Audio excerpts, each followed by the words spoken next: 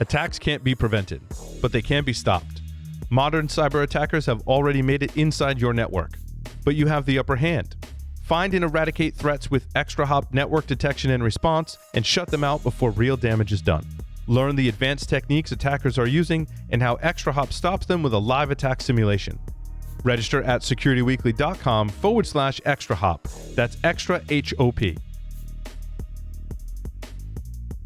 Managing and protecting the world's grueling number of endpoints, enabling Tanium's customers to see, control, and protect every endpoint everywhere. Tanium's mission is to provide certainty in uncertain times with the industry's only converged endpoint management. Trusted by the U.S. military and the majority of the Fortune 100, Tanium helps manage and protect nearly 30 million endpoints. Tanium, the power of certainty. Visit securityweekly.com/Tanium to learn more. When it comes to cybersecurity, the biggest threats are the ones you never see coming. SecureWorks detects and responds to cyber attackers' ever-changing tactics. We come armed with Taegis, a security analytics platform designed to recognize attacks and stop them before they do harm. SecureWorks, defending every corner of cyberspace. Learn more at securityweekly.com/SecureWorks. Welcome back to Enterprise Security Weekly. Don't miss any of your favorite Security Weekly content. Visit securityweekly.com/subscribe to subscribe to any of our podcast feeds and have all new episodes downloaded right to your phone. You can also join our mailing list, Discord server, and follow us on social media and our streaming platform. And we're back for the second part of our discussion on the Joe Sullivan case, Anomaly or Precedent. We have Sounil Yu, Brian Markham, Rob Graham, and Rich Friedberg as our guests here with us today. And we're going to jump right back in. And also my co-hosts, Tyler Robinson and Tyler Shields are here along with me. So a lot of folks here. We're going to try and direct the traffic as best we can with people answering questions. But to kick back off, I wanted to kind of reiterate one of my questions here. This is something that's used to be clear to me, but isn't anymore because I've been outside of the enterprise for so long now. But I'm trying to get a feeling around whether or not it's how common it is for breaches to go public versus not public, how blurry that line is. You know, if the Joe Sullivan case is kind of like the tip of an iceberg of something that maybe happens all the time, and companies get away with it, or is it more of a we don't know if we have to report this or not. So Rob, I want to go to you first. Yeah, I think my last big experience with the breach was 2017 with a big company, and they chose not to report it. And the reason was because they found the hacker prowling around their systems, but had no indication that they had ever accessed any customer data, any data that would bring them afoul of that. And there was a big discussion of should we disclose, should we not disclose? And in the end, they chose not to. So this does happen. And I think it's one of those like 7 layers or 7 stages of denial that a lot of companies, when things happen, like breaches or vulnerabilities, they go through a process where they convince themselves that it's not as big a problem as maybe outsiders might think. Now, this doesn't apply to the Joe Sullivan case where the hackers clearly took the data, but I think it does still happen. Back in the early days, it happened all the time, but these days with regulations, it probably happens less, but still, I think it happens. And I wonder, maybe I can jump to you, Rich. Do you see or hear about, folks like, there's certain companies you don't want to go to because they have a reputation for expecting their CISOs to do things that those CISOs aren't comfortable with. Is that something that's fairly common? Because I do feel like the CISO role and what should be expected of the CISOs is still very much up in the air and not engraved.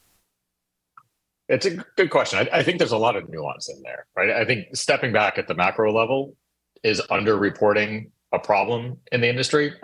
I think so. It's certainly gotten better as time has evolved, but the data breach notification laws are a twisted, complex web mean, even after, most organizations involve GC, you've got to go to, outside counsel to really help kind of navigate all those nuances of what should be reportable and what's not. But I think there's, there's almost some kind of ethical or moral or cultural distinctions around like company values and how you make some of those decisions. Right. So let's say, an incident happens where there is some level of data access, right? You may not legally be obligated to report that as a breach, but is that something you should notify your customers or those constituents about? Right. And I think those are interesting things for organizations to pressure test internally as they're fleshing out incident response tabletops and drills. And I know as I think about our vendor ecosystem, if a vendor notifies me of a security incident that they've had, and I look at it and realize that they probably didn't have to tell me about it the way the contract is written, I actually appreciate the transparency, but I don't think that's common across the board, right? So I do think organizations are hesitant because there could be business implications or revenue implications for them over notifying beyond what they legally must. So does that result in an under notification problem? Meaning, hey, we broke in, or somebody broke in, they connected to 6 different things, moved laterally. We don't see any evidence that they got at any data that's personal. Therefore, we're not going to report it. Like, I think this is such a gray area that, legally, if you didn't have to report it, why would you ever, from a business vantage point, right? You wouldn't. But at the same time, you run the risk of, if you're wrong, right? If you're wrong, it's such a massive problem. And so where do you draw that line as a CISO? How do you practice for that line? And I agree, it comes from cultural background, cultural history. So is this, you mentioned tabletop exercises, you mentioned inside counsel. Is this things that you should just practice for and say, this is where we're going to draw the line and how we will approach it culturally, and kind of, I guess, pre-exercise your experience so that you know how to do it in the event that it occurs? So I think from a cultural standpoint, and maybe even from a moral standpoint, as Rich was alluding to, this is where I use that distinction between safety and security to help guide that decision. If it's typically, if an organization has a safety incident of some sort, you actually want to report that widely. We want people to know about it because you don't want that to happen again, right? If there's a security incident, that's actually typically kept hush-hush. So when we think about what is it that we want to broadcast out to the rest of the world, well, we start asking people to report your security incidents, and you're like, are you kidding me? Why would I want to do that? However, if you're asking me to report out safety incidents, then I'm saying, you know what, there is an obligation that we should have to each other to say, how can I help you avoid that safety incident within your own organization? So I think it's a framing thing. And for me, it helps me think through and say, if it's a safety incident, then there's usually some sort of post-mortem or something that we've learned from that says, how do we avoid this in the future? There could be no breach involved, right? It's just, there's something that we could have done better that other people can learn from. And I classify that as a safety incident. And in thinking that in that sort of way, it helps us understand what we should be sharing broadly versus what we may want to keep closer hold.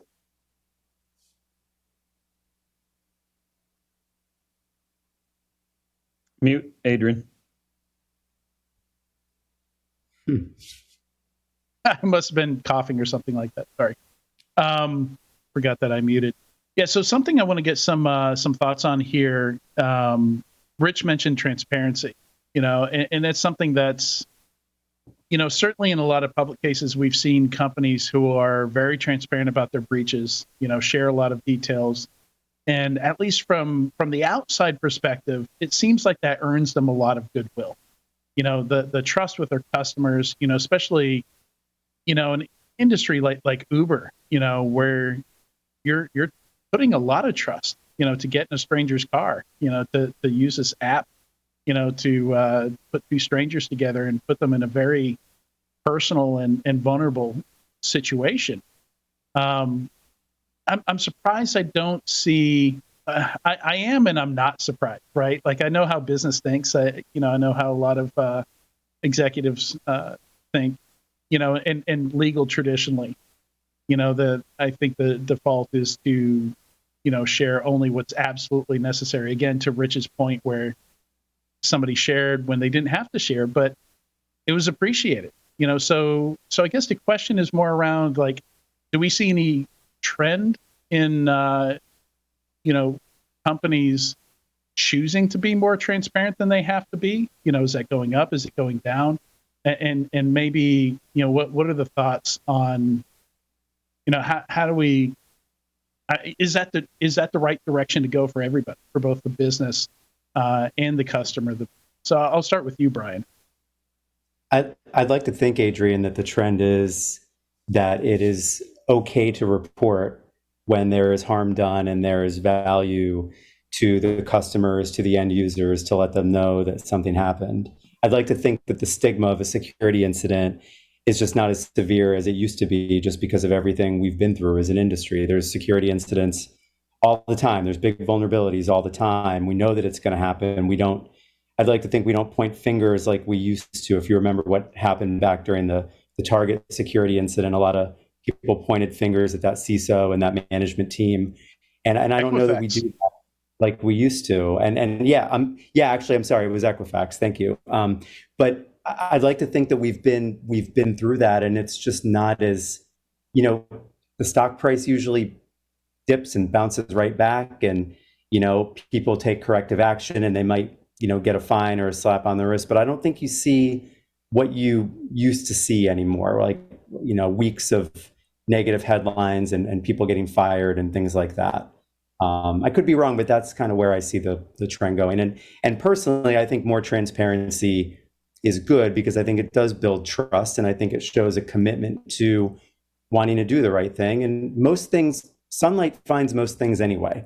And I think one of the questions I ask myself is, if this were to get public, would I feel good about the fact that I didn't report it? And if the answer is that I wouldn't, then I think the recommendation would be, let's just get it out there on our terms. Because if we're not worried about it and don't think it's a big deal, and we think our users and our customers are safe, then what's the harm if we tell the story correctly? Yeah, I think maybe Rob, some of the stuff that you've done fairly recently makes me think you're a fan of the transparency route.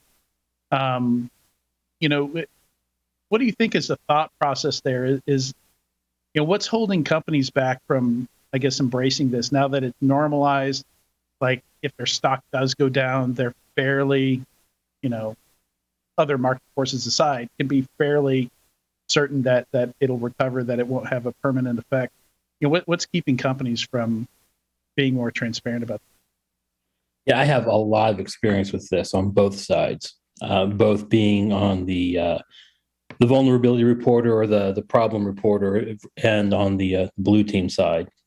And the answer to your question, I think, is that what's holding us back as individuals, that if the benefit to the company is transparency and the leadership knows this and is working towards it, the individuals involved still may have a reason why they feel that this bug is different, that this bug will impact their career, that they want to keep it silent, that maybe they will have, it will serve their internal corporate image better if they're seen as the white knight saving this issue and preventing it from getting out. There's all sorts of reasons why individuals may decide, yeah, this bug is different, or this breach is different, and therefore we're gonna keep it silent. And it's pervasive in our industry, is that we all know, like, security through obscurity problems, that when we look at problems abstractly and logically, we know that transparency is better. But when things happen and it's us and our butts are on the line, we then make the opposite decision as individuals. So after go ahead, Tyler. Yeah, add to that the problem that it's not necessarily you as an individual, right? There's so many external forces in that decision. Like, if it was just me as a CISO in an event that happens, I'm going to make my personal level of moral and ethics come into play. But now you've got a legal team with a statement. You've got a CEO who's got certain opinions. You've got board members. You've got so many external forces that can force you into making decisions that may be suboptimal for your own moral or ethical compass, that it just puts it into a very, very difficult position. How do you manage the pressures that would come from the business in that kind of scenario? Yeah, it happened for me once where it was somebody lower down the organization that said, okay, this partner that we're working with is very important. This contract is coming up for renewal, and they want it kept quiet. And the partner didn't care. But this person saw themselves as their role is somehow working this and being the hero for everyone. And how do we deal with that pressure? Well, in this case, they had the ear of the CEO, and the CEO came down and said, yeah, we're going to squash this thing. So I don't know of a way to solve it. I just know that it's a pervasive problem in the industry. I think it helps to have an educated opinion and have a relationship with counsel. I think if you've got that relationship in advance and you have a educated opinion and you're supported by the law, the best you can do is make a recommendation. And you might have to live with the fact that the ultimate call is not yours. And you can't get emotional about that. I know a lot of people in the CISO role and security in general, we can get very emotional about decisions that are not in our hands. And one thing that I talk to my team a lot about is, we do the best that we can. We're truthful, we're ethical, we're honest about the work that we do. But at the end of the day, we have to realize that we might not own that decision. And that doesn't mean that we failed.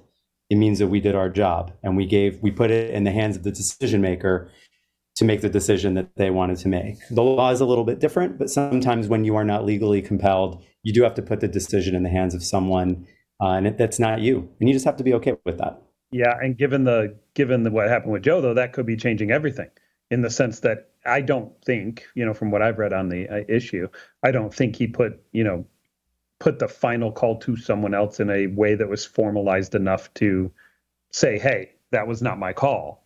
But, that's such a gray area. It's so hard to determine whether you've done that. You better be ironclad and have your own double checks and insurances that, hey, that was not my call. That was the CEO's call, or that was the board's call. Otherwise, you could stand to be in deep trouble. Receipts are important. Have your receipts. Receipts are important. I love it. I'll always get it in writing. Mm-hmm. Absolutely. Yeah. Top tip from today's panel: keep your receipts. Does that mean that we're going to have less qualified CISOs or less, I would say, people coming up that are good CISOs? Do you see them moving to more a boutique and less risky role because they're experienced, they understand the risks, there are not as many opportunities for that C-level? So we're going to end up with people that may not have as good of knowledge of the past or the history, and they end up taking some of those CISOs roles. Do you think that inexperience is going to come into play for some of those roles that we're going to see a higher risk profile? You stole my segue, Tyler. Sorry, buddy. But yeah, that's okay. Yeah, I was gonna.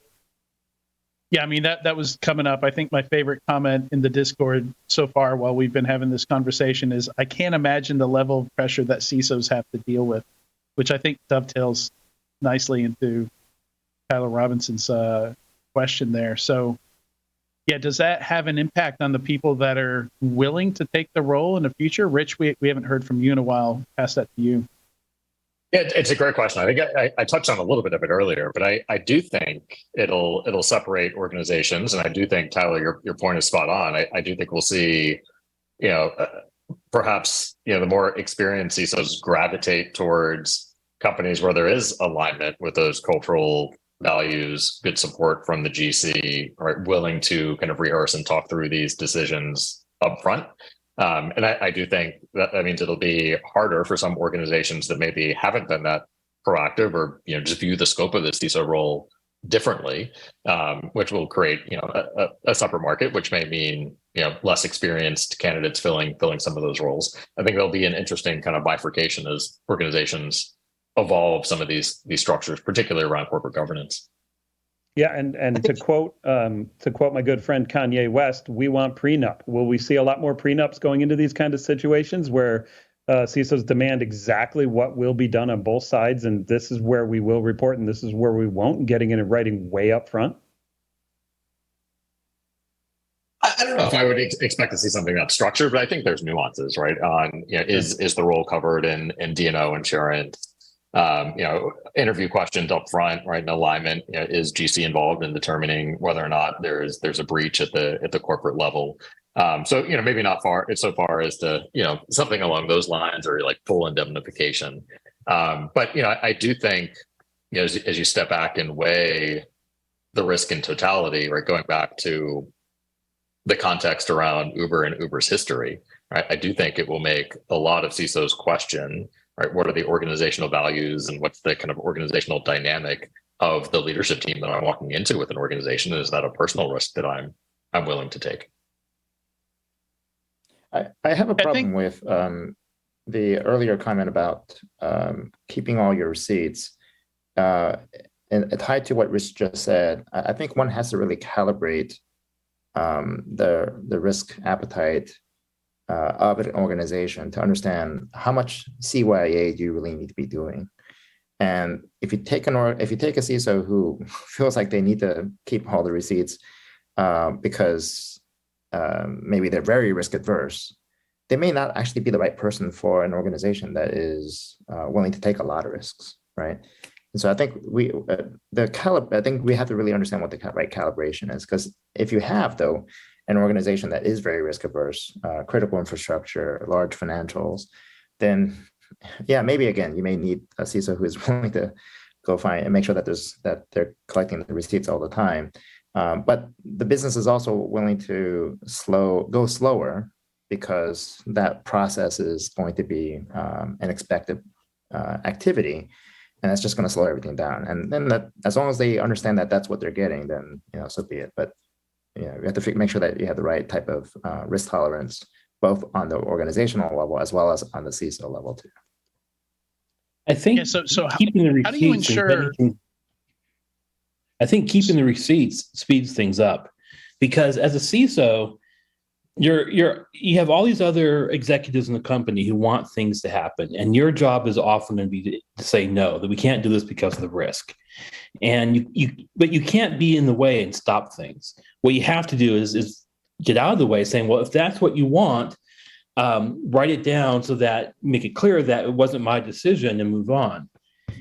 We as security professionals are always in the position, or often in the position, where our needs or our job roles conflict with others, that we're in the role of stopping them from doing their job. And that's okay, that's good. And there should be tension there. And one way to solve it is simply saying, okay, we have this conflict, write down the result, and then move on, and not like pause everything, get hung up on this one thing. Yeah, I agree. I agree with Rob on that. I think that for me, it's less of a CYA activity and more of a, let's document why we made the decision that we did. Let's make sure that no one can say later, I didn't know about that, or I didn't understand those details. In doing that, I think it's a way of listening and getting confirmation. And to Rob's point, being able to move forward together. We are now all on the same page. We agreed, as documented, the decision has been made. Let's go, let's move on to the next thing. I hope I'm never in a position where I have to say, wow, I'm glad I got that email because it saves my butt. I would like to think that the decisions that I make and the work that I do, I'll save my own butt, because I won't put myself in a position where I'm gonna put myself on the line because I didn't communicate properly, or I made a decision and didn't tell anybody about it. For me, it's more about just, there's going to be someone that comes in after me, and they're probably going to want to know how this decision got made and what all the details were at the time. And for me, it's like, here you go, here's where it is, and we got everyone copied, and I got these attachments, and here we go. You can figure it out now. Yeah, I think Sounil made a good point in that, that was making me think, like, there's so many different kinds of CISOs out there. I think, back in the old days, most of the CISOs probably came out of the IT organization, but, these days, I think it's probably more likely, you have a CISO who understands GAP better than the OCI mop, for example. So how do you ensure that alignment, and I guess since we have CISOs here, we'll take this from the CISO perspective. How do you make sure you're joining a company where you don't feel like you have to CYA everything, where you're not cringing at every decision they're throwing at you? So maybe Rich for that. I mean, I think it's critical as part of the interview process, right? To really get a feel for, I mean, one, I think it's telling who is on the interview panel for a CISO role, right? And how that then plays into how an organization thinks about kind of the governance structure and who the key stakeholders are. But you can certainly pressure test some of those questions right through an interview process to get a feel for what is the organization's risk appetite, what are the cultural values, how have they conducted business in the past, right? I mean, if we tie it back to the Uber example, right, it's pretty obvious that Uber had a history of breaking laws or kind of pushing boundaries, right? So there's a conscious decision of walking into that room with an organization that has kind of a risk appetite and tolerance the way that it does. And I think tying that back to the conversation around keeping receipts, I see kind of both sides of that debate, but I think there's a big difference between deliberate or mature risk management practices to support the business and keep things moving at speed within kind of the organization's risk tolerance, if you will. But then there's the big delta, like what happens in some crisis situation where there is a big decision that maybe the CISO disagrees with. And there, I think it's the mix of keeping receipts, right? If you dissented with an opinion, do you have that on record that you dissented? But it does create that situation where you've got to step back and think about is this kind of the right alignment with my risk appetite as a CISO and the organization's risk appetite, and do I want to kind of continue to be in this room? Right. And I think that's some of the I guess lead up that led to Mudge's testimony, right? A difference in risk appetite than how Twitter was being run. Right. I think that was. I think the Mudge story has the opposite lesson, is that Mudge's version of events was different than the CEO's version of events. Mudge says the CEO asked me to lie. The CEO says, well, I was asking something different. And it's not cover your ass so much as, well, we have this dispute and both sides give a different version of events. And if we write it down and both sign it, then we have the same version of events. And I think that's really the issue, not covering your ass so much as making sure that we all are in agreement on something, that we're in agreement about what the issues are. Yeah, and I think it's so this is something I wonder, like the Mudge case is interesting because it did seem like there was alignment when he was brought in by Jack, and when you say the CISO, like he was brought in by one guy, and like most of the stuff that he whistleblew on happened after the CISO seat changed over, it seemed like. So, we often see the CISO role turnover often, that I don't know if this, this statistic is correct, but something like every 18 months, companies changing out CISOs. And I think there's an assumption that, they're all getting fired as soon as a breach happens, but I think, and you all tell me, it seems like it's much more complex than that. Like I would imagine a good chunk of it is somebody realizing there's not good alignment there. Or maybe they're not growing in the job, or they didn't have the control they were promised, the ability to make a difference in the organization that they were hoping to have. Let's dive into that a bit. Like, as we talk about this alignment with the company, why are CISOs leaving companies, or companies, deciding to part with their CISOs? Maybe let's go to Sounil. Well, actually, probably not me, because I haven't left a previous CISO role yet, and I don't plan to leave one right now. So maybe you should ask Rich or Brian, who's had previous CISO roles.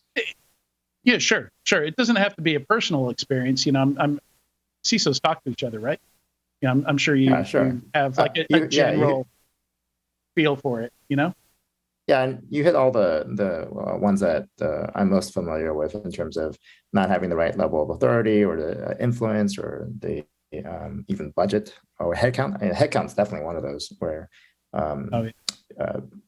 Anyway, but I was just talking to a friend of mine who just left her organization, and she realized that the organization just saw her as a checkbox, and no one wants to see themselves as that. So that was the reason why she left.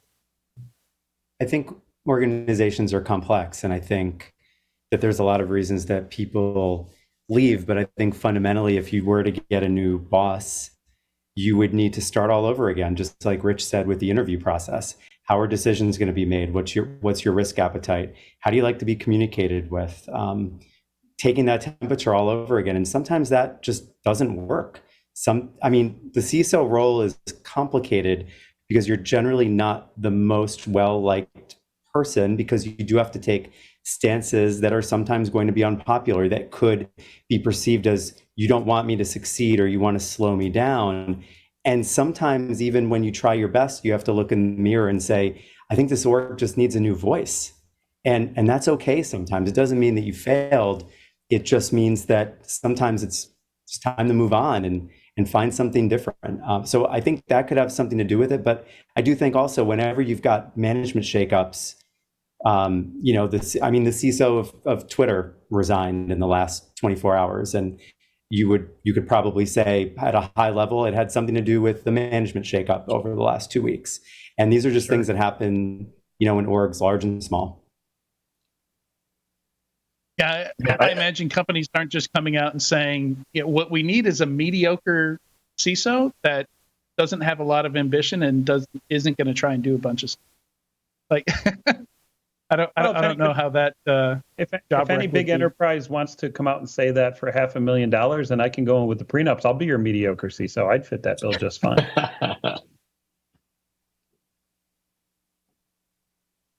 Yeah. So coming back to the chilling effect, what kind of advice, starting with Rich this time, what kind of advice would you give both people who are currently CISOs or maybe aspiring to be a CISO to, I don't know, come into their next role more comfortably? Yeah, I think the top ones on my list are really that alignment with the organization's risk appetite, right? Are you comfortable managing to the level of risk that the rest of the company wants to manage to? And then the second is, and Sounil touched on this earlier, right? The one biggest takeaway I had from this whole Uber incident was go back and re-review the IR plan, make sure decision-making criteria, roles and responsibilities are crystal clear. And I think kind of inherent in that, we talk about making it the GC's decision, but I don't think that's it. I think it's a bigger thing of transferring the risk, right? Nothing should ever be the CISO's decision solely, right? Is there a committee involvement with legal, right? These things need to be corporate decisions, and the right governance structure has to be in place. And Brian, and I like that you shared that it actually, this event changed. Like you had to-do lists off of this event, right? Like you're going to check that IR form. Brian, is there anything you took away from this? That you felt you needed to look deeper into, double click on, or that you would advise others to do after seeing how this played out? Well, I think I wanted people on my leadership team, my colleagues in management, to see it and to be aware of it, because I do think that even though we don't have all the details yet, I think just reading through what the prosecution put out, I think it's a really interesting case study in how decisions are made and supported as it comes to cybersecurity and managing cybersecurity incidents. So for me, I wanted to make sure that I got it in front of these decision makers so that they understood this is what's happening out in the marketplace. And someday we might have a really bad day, and we do not want to be in this position, right? So how does this change our calculus about how we practice, how we prepare for an incident, how we communicate with each other, who actually owns the decision? These are all conversations that we've had as a result of me getting this in front of people.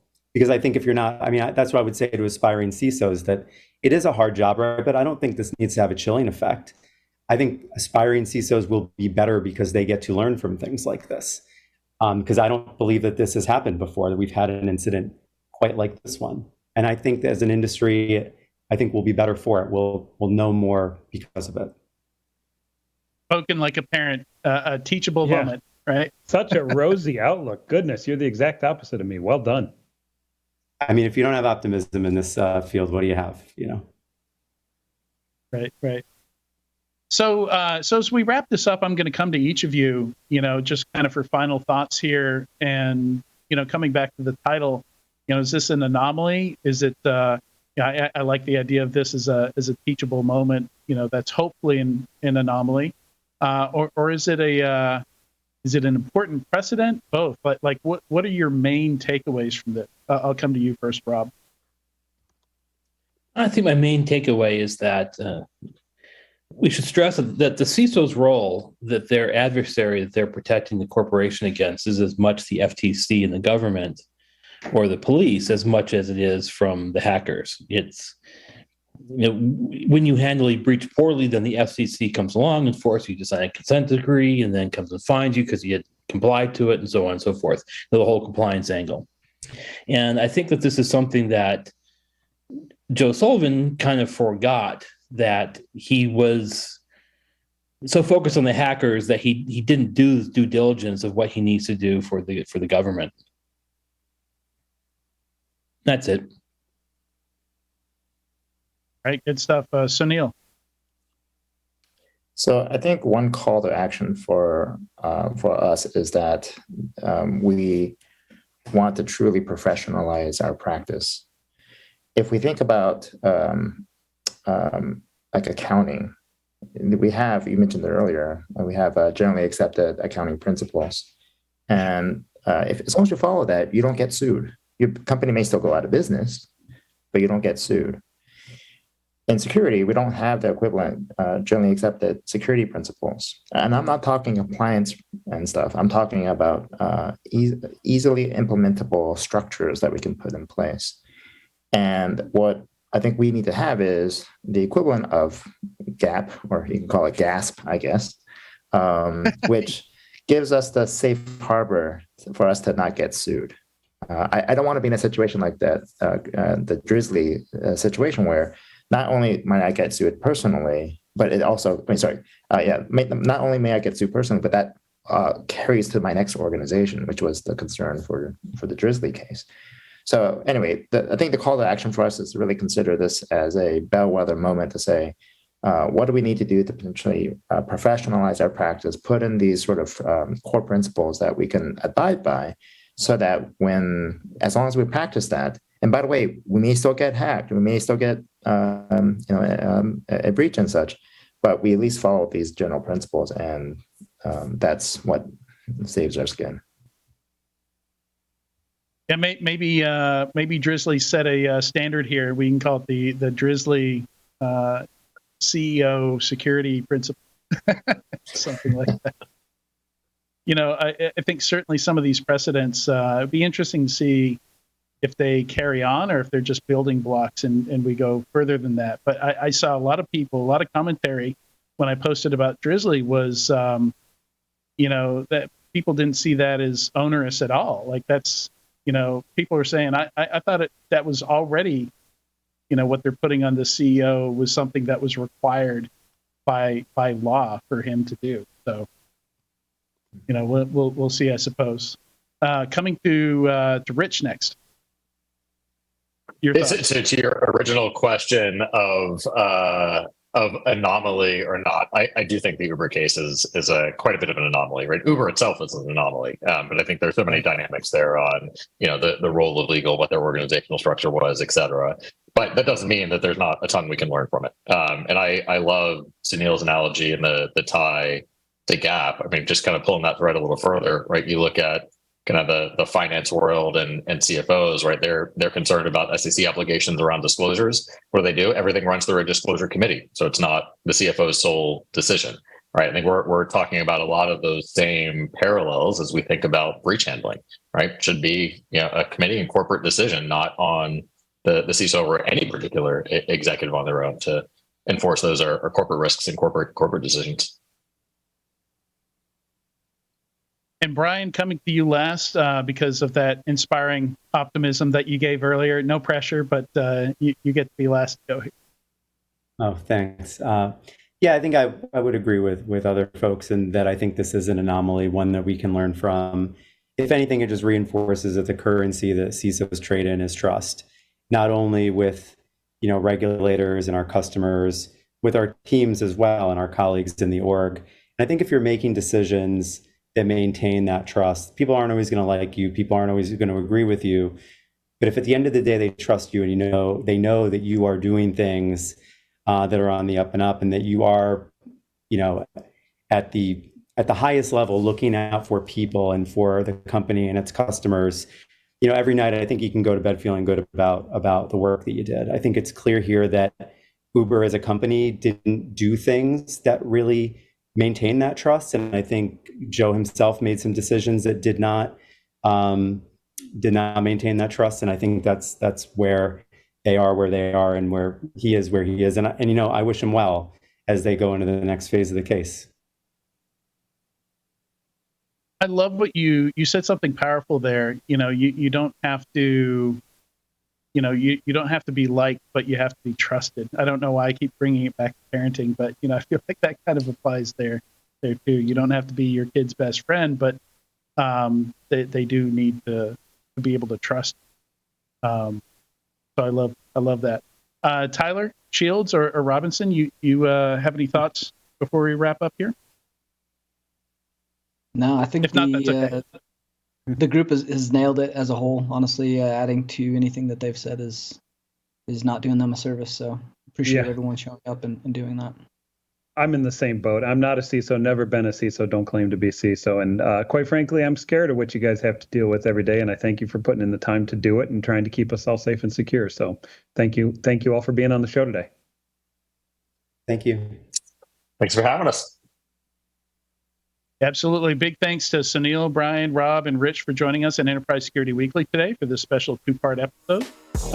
Big thanks, guys. And thanks also to Tyler Shields and Tyler Robinson for joining me today and jumping in with some excellent questions. Big thanks to everyone listening or watching today for this week's special episode of Enterprise Security Weekly. We'll see you next week.